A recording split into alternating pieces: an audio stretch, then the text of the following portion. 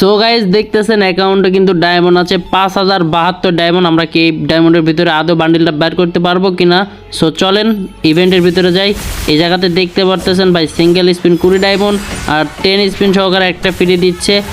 11 spin নেবে হচ্ছে 200 diamond. So বান্ডিলটা দেখতেছেন ভাই পুরা মাথা নষ্ট।